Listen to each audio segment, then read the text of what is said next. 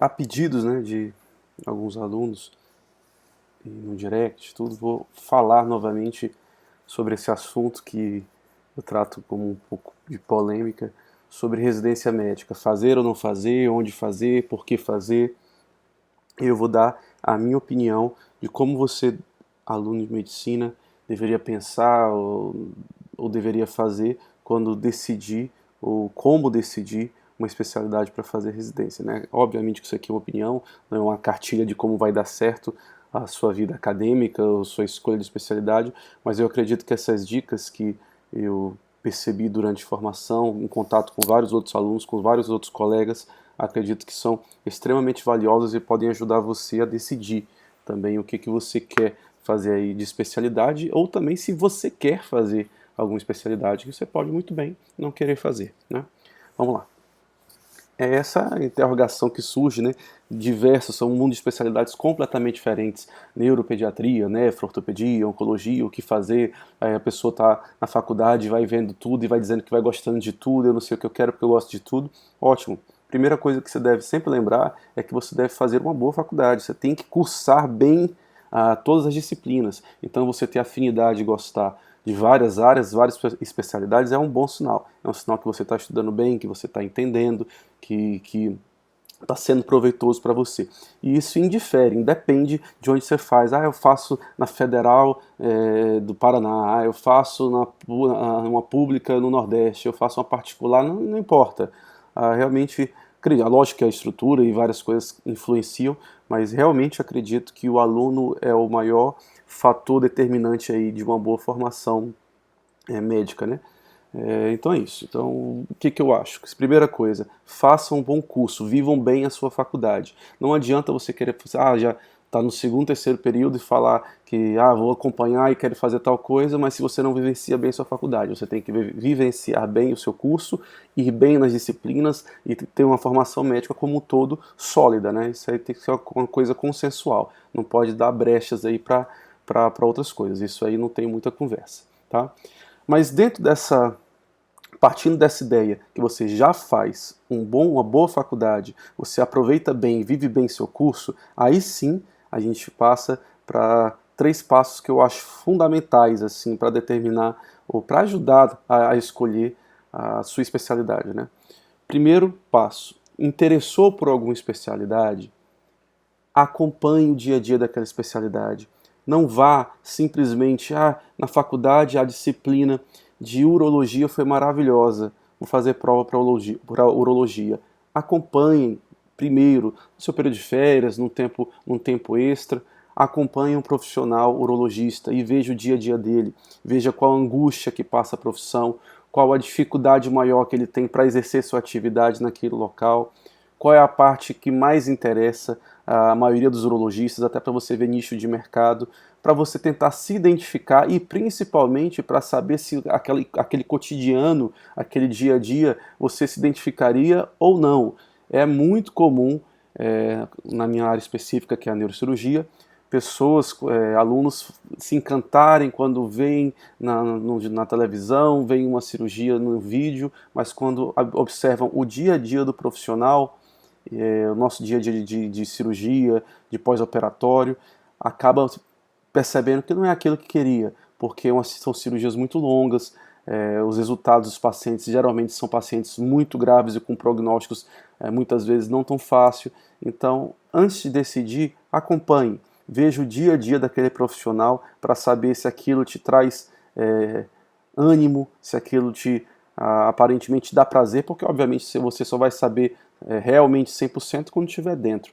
Mas você podendo acompanhar um profissional antes, você já vai ter uma boa noção se aquilo traz identificação, te espelha ou não, tá? Então, primeira dica, primeiro passo aí dos três passos fundamentais é acompanhar, tá?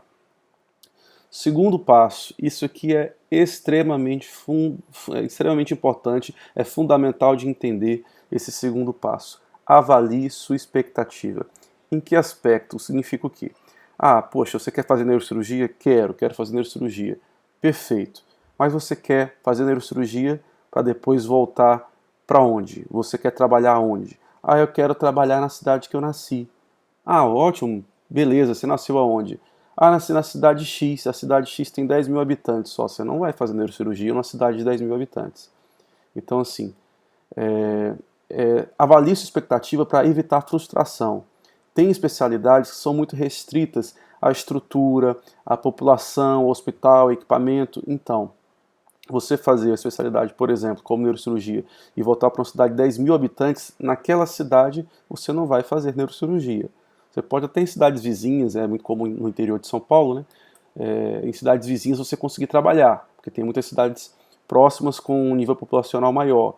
Mas existem situações que você quer voltar para uma cidade isolada, no interior do Nordeste, que não tem nenhum grande centro próximo. Então você faz a especialidade que para aquela cidade você não vai conseguir exercer. Então avalie sua expectativa. Você quer fazer aquela especialidade para trabalhar aonde? Para trabalhar por quê? Por quê em qual sentido? Ah, eu quero fazer uma especialidade X, Y, porque ganha muito dinheiro. Primeiro que eu não gosto desse argumento, obviamente, até porque eu acho que você não deveria nem escolher medicina se você pensa assim, está na profissão errada. Mas digamos que você pensou no lado financeiro. Tem que também entender a realidade da profissão, acompanhar, entender mercado, você fazer uma formação, uma especialidade diferenciada, mas ficar no nicho já saturado, tende você a ganhar menos, a você ter menos oferta de trabalho. Por exemplo, se você é um cirurgião plástico em São Paulo, você tem um nicho extremamente concorrido. Se você é um cirurgião plástico numa capital menor, por exemplo, Belém, São Luís, Teresina, com certeza seu nicho vai ser um pouco mais fácil de trabalhar quando comparado a grandes mercados saturados, né? Então, pense bem nesse segundo passo, avalie o que você quer, que expectativa você tem ao fazer aquela especialidade. Depois de acompanhar, decidir que você tem afinidade por aquela especialidade, ou seja, você gosta do dia a dia daquela especialidade porque você gosta do assunto, você acompanhou, aí você tem que ir para o segundo passo. Sua expectativa é ficar num grande centro, é voltar para um lugar menor, é um lugar médio porte, você já tem um grupo que você tem contato, você já tem conhecimento de como funciona aquele mercado, a parte de remuneração é o que te interessa nessa especialidade, em que aspecto. Então, esse segundo degrau é importante, mas ele não deve vir antes do primeiro, acompanhar e ter afinidade com aquela especialidade. E por último, e terceiro passo, que eu acho indispensável, mas não é tão simples para todos, é visitar o serviço. Não tem jeito. Visitar o serviço, por quê? Existem os fatores óbvios de você conhecer a estrutura. Por exemplo, se você quer uma especialidade clínica, será que aquele volume de pacientes daquele serviço atinge a meta de uma formação diferenciada, a formação que você deseja? Será que aquele serviço de cirurgia tem um volume cirúrgico que forma bem o cirurgião? Ah, mas eu quero ir para um grande centro no Brasil. Perfeito, é uma decisão extremamente frequente, extremamente pertinente. Tudo bem, mas naquele grande centro você está indo porque quer uma parte científica diferenciada, porque você acha que vai operar mais? Tudo isso tem que ser ponderado. É sabido que existem vários lugares que o serviço de residência permite o cirurgião operar mais, serviços de residência que não permitem que o residente opere tanto. Então, tem várias realidades, você tem que encarar essa realidade individualizada, né? E, na verdade, o item mais importante que eu vejo desse terceiro passo, que é visitar o serviço, é conhecer a convivência dos residentes. Isso aí, na minha opinião, é muito mais importante do que a estrutura, do que opera ou não opera, tem volume ou não tem volume, porque você conviver diariamente, anos e anos, com vários colegas residentes, outros colegas médicos, que por muitos anos serão sua família, é muito importante que você tenha um convívio agradável. Já vi várias residências com problemas seríssimos com o convívio dos residentes, tendo que transferir aluno, tendo que transferir colega residente, tendo que muitas vezes fechar a residência pelo mau convívio entre os residentes. Então, sugiro sempre, se possível, visite o serviço antes de iniciar. Conheça o cotidiano dos residentes, qual é a relação que eles têm entre eles e entre os preceptores, tá? E por muitos anos esses residentes serão sua família. Então é fundamental que você conheça o serviço antes de iniciar a atividade da residência, certo? E são esses 3 passos: acompanhar, avaliar sua expectativa e visitar o serviço. Mas eu vou falar um pouco da residência específica de neurocirurgia, mas antes, assim, deixando bem claro, ninguém é obrigado a fazer residência médica. A primeira coisa para fazer residência médica, você tem que procurar a identificação. Se você não se identifica com nada, o que você deveria fazer? Primeira coisa, não fazer prova para residência. Estuda, trabalha, acompanha, vai trabalhando a sua mente, o que você deseja para o seu futuro. Você fazer uma especialidade que você não deseja para passar o resto da vida, com certeza vai ser um passo muito frustrado. Então, não sabe o que quer, melhor não fazer. Tá? É muito mais prudente você aguardar do que você dar um passo tão grande e ficar frustrado ao longo do tempo. Né? Então, falando especificamente agora da residência de neurocirurgia, né? A residência de neurocirurgia ela é uma das que tem acesso direto, ou seja, você não precisa fazer uma formação prévia antes. Eu preciso fazer cirurgia geral para fazer neurocirurgia? Não. Neurocirurgia é acesso direto, assim como é otorrino, assim como é oftalmo. Então, você pode simplesmente se inscrever na prova para neurocirurgia. É quanto tempo de formação? São 5 anos de neurocirurgia. Já existem as frentes que falam que vai passar para 6 anos, mas ainda não é uma realidade. Ainda são 5 anos de formação em todos os lugares do Brasil. Né? E qual é a característica mais marcante para um serviço de neurocirurgia? Os serviços de neurocirurgia são totalmente dependentes de tecnologia e estrutura. Precisa de muito equipamento e precisa de uma boa estrutura hospitalar. O exemplo principal é a UTI. Você não consegue ter um serviço de neurocirurgia se você não tiver uma boa UTI. Vamos lá. Aqui está uma foto maravilhosa, né, de como seria um serviço de neurocirurgia ideal. Isso é uma foto que se encontra facilmente na internet.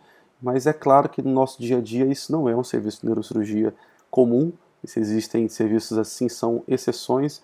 Na nossa rotina, no nosso cotidiano no Brasil, a realidade de sala de neurocirurgia geralmente é algo próximo disso. E detalhe, essa aqui é uma sala boa de neurocirurgia, considerada boa, tem um microscópio, tem um aparelho de um arco cirúrgico, tem uns 2 focos em sala, que é uma exigência básica, mas isso aqui é a nossa realidade do dia a dia. Na verdade, uma sala de neurocirurgia seria algo próximo a isso. Tá. E o que o neurocirurgião vai tratar? Tudo que envolver sistema nervoso, seja as doenças do cérebro, as doenças da medula, as doenças dos nervos periféricos, ou seja, o nervo que passa no braço, quem trata é o neurocirurgião, quem trata é o neurocirurgião. A coluna, quem trata é o neurocirurgião. Quanto à coluna, a medula passa por dentro do canal vertebral, que é a coluna, né, propriamente dito. Então, tudo que envolve isso, o neurocirurgião trata sim. Existem outras especialidades que tratam, como ortopedia, existem, mas na formação do neurocirurgião também envolve as cirurgias de coluna vertebral. A circulação para o cérebro, operar vascularização cerebral, operar carótida, operar aneurisma, também envolve a formação do neurocirurgião, como eu vou mostrar exemplos mais para frente. Né? Então, tudo que envolver sistema nervoso, o neurocirurgião opera. Ou seja, como está no esquema aí, o corpo inteiro. Qualquer parte do corpo, o neurocirurgião opera.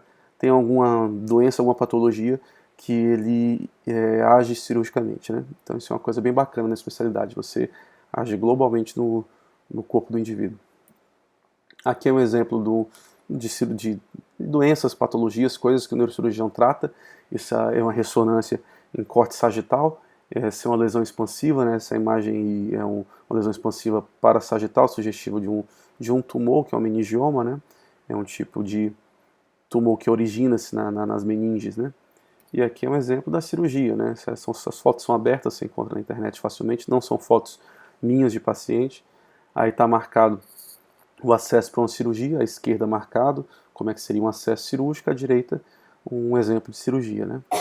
Aqui está um exemplo do ato cirúrgico em si, você retirando o tumor, como é o aspecto do cérebro. Isso aqui é bem próximo do nosso aspecto da cirurgia real mesmo no dia a dia. Né? Aqui é um outro exemplo, né? Uma cirurgia que eu sou extremamente apaixonado, que são as cirurgias de aneurismas cerebrais. Aqui é uma arteriografia mostrando o aneurisma cerebral, que o tratamento hoje ainda é Na maioria do mundo inteiro, o cirúrgico aberto é o mais realizado, aí está uma marcação de pele, mas existe também um tratamento endovascular, que é o tratamento por cateterismo, né? Que com certeza é um tratamento que tem inúmeras vantagens, é um tratamento que tende a ser o carro-chefe no tratamento para aneurisma cerebral, ainda não é, mas acredito que é uma mudança pequena e um intervalo de tempo pequeno, essa vai ser um salto no tratamento para aneurisma. Eu acredito que quase exclusivamente os aneurismas cerebrais serão tratados por endovascular. Ainda não é uma realidade de 100% dos casos ser o tratamento ideal, tanto que ainda é a cirurgia mais realizada é a cirurgia aberta, mas no intervalo pequeno de tempo eu acredito que essa transição vai acontecer. Aqui está um exemplo de um aneurisma cerebral, aí são artérias intracranianas, né? Esse seria um aneurisma no ar, um aneurisma de tubo de basilar, de artéria basilar, né? Um exemplo. E o que seria a cirurgia? Está aí outro exemplo de aneurisma cerebral, né? Essa dilatação, essas formações ovoides aí do vaso, são aneurismas cerebrais. E a cirurgia aberta seria basicamente isso, você ir com um clipe e você excluir esse aneurisma cerebral da circulação. Você clipa, você impede que o fluxo de sangue entre no aneurisma cerebral, assim ele não vai romper, que seria a situação mais dramática, mais grave do aneurisma cerebral, quando ele rompe, quando ele sangra, né? Tá aqui outro exemplo do aneurisma cerebral sendo operado, sendo clipado, né? Outro exemplo de cirurgias, de algo que nós realizamos, são tumores cerebrais, né? Esse aí é um tumor de fossa posterior, esse é um tumor ângulo-ponto cerebelar, esse é o neurinoma do acústico, né? Isso geralmente pacientes que têm uma avaliação de zumbido, paralisia facial, a gente sempre avalia a possibilidade dessa doença estar acontecendo, né? Aí um exemplo também de tratamento cirúrgico, já você vê como a gente aborda em várias posições o paciente para operar, vários locais do corpo. Seria uma cirurgia atrás da orelha, uma cirurgia na nuca, né, que a gente consegue acessar o tumor também. Aí é um exemplo da figura do que seria esse tumor. Em volta são nervos cranianos, nervos que para face, para audição, para deglutição. Então, como é uma cirurgia extremamente delicada, né? Aqui, como eu citei, a gente opera diversas estruturas que envolvem o sistema nervoso. Aí é uma figura que mostra a artéria carótida, isso aí seria uma estenose carotídea, e a carótida comum, e na hora de bifurcar em carótida interna e externa tem essa estenose. Então essa estenose, a causa mais comum são as placas ateromatosas, né? Quando a gente sempre fala, tenta explicar o mais simples para o paciente, suas artérias, sua circulação que vai para a cabeça está entupida de gordura. E esse entupimento de gordura pode causar derrame, se já não causou o derrame e precisa ser tratado. E é isso, a gente na verdade vai lá e tem duas maneiras de tratar, assim como o aneurisma cerebral, você pode fazer aberta, endarterectomia aberta, ou fazer para endovascular colocando stent. As duas têm indicações relativas para um e para outro, né, mas não é o motivo. Aqui é um exemplo da cirurgia aberta, o que seria? Que a gente na neurocirurgia faz sob microscopia, né? A nossa técnica envolve isso, a gente geralmente não usa tanto PET, a gente faz com microscopia aberta. E aqui é um exemplo cirúrgico mesmo de uma carótida aberta e uma placa ateromatosa, né, que a gente retira aí para voltar à circulação normal da artéria, né. Aqui vamos para as patologias de coluna vertebral, né, como a gente até citou, não só a neurocirurgia atua, a ortopedia também trabalha bastante com isso. Aqui é uma fratura de coluna cervical, se eu não me engano, 2, 3, 4, 5, 6, uma fratura de C6, onde a gente coloca em placa, queijo, para poder estabilizar a fratura, né, e permitir o paciente restabelecer a atividade, iniciar uma fisioterapia, tudo. Então, uma cirurgia também bem bacana.